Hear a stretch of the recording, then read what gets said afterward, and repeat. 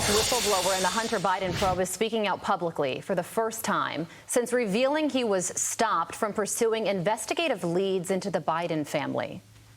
If this was any other person, they likely would have already served their sentence. There were certain investigative steps that we weren't allowed to take that could have led us to President Biden. And you wanted to take them? We needed to take them. And you weren't allowed to take them? That's correct. Missouri Congressman Mark Alford joins us now. Congressman, those are damning allegations, claims by that whistleblower. So now, what questions do you have? Do you want to have before people that are brought in front of you to try to get answers for the American people?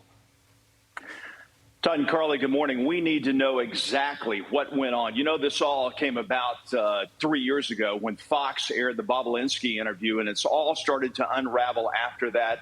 The yarns are being pulled on this sweater. It is totally unraveling for the Biden crime family.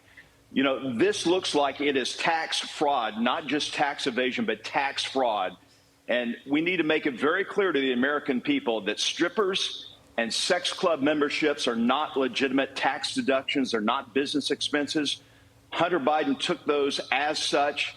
That is a crime. He is getting a sweetheart deal. We need to make sure that he is prosecuted to the fullest extent of the law.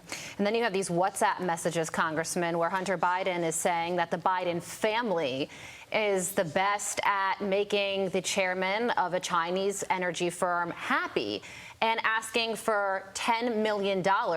We don't know what family members he's referring to, but he certainly did use the word family in there. How do you feel about this? Well, he's starting to sound like the Sopranos, isn't he? This Biden crime family is getting to look just like that, the Soprano family. You know, the big guy, which that term came out during the Bobulinski interview as well. The big guy is on the take, and he has compromised America. He is in the pockets of the Communist Chinese government.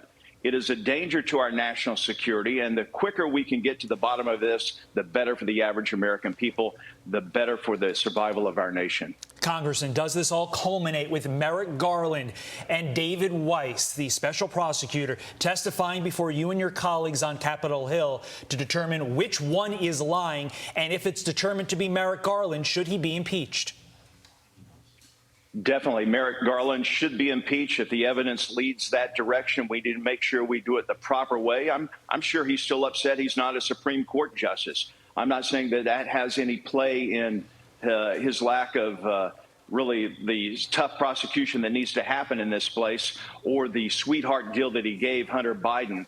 But we've got to get to the bottom of this. We need to make sure that there's not a two-tier justice system of the United States of America that is a danger to our survival as a nation. There's also this. Fox News Digital is reporting that Hunter Biden was omitted from White House visitor logs. And the White House is now saying, well, the White House doesn't have to include every single family member in these logs. But I guess critics would say, you know, it's interesting that Hunter Biden was omitted. Could the first family possibly be hiding how much he's there and why he would be there in the first place?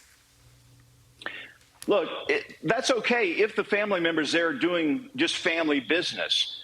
But in this family business, in the Biden crime family business, it is not just family. It is not just coming to see dad. We know that President Biden denied to Peter Doocy and others on the campaign trail that he never talked to his son, Hunter Biden, about the family business deals that were going on, when in fact the evidence is coming out that it did. We need to have a clear presentation of these records. How many times did Hunter Biden go to the White House? What did he talk to his father about? Was it about his compromise with China, the payouts that they were getting? Right. Yeah. Would it have something to do with Ukraine? Congressman, thank you so much for waking up with us. We appreciate it. I'm Steve Doocy. I'm Brian Kilmeade. And I'm Ainsley Earhart. And click here to subscribe to the Fox News YouTube page to catch our hottest interviews and most compelling analysis.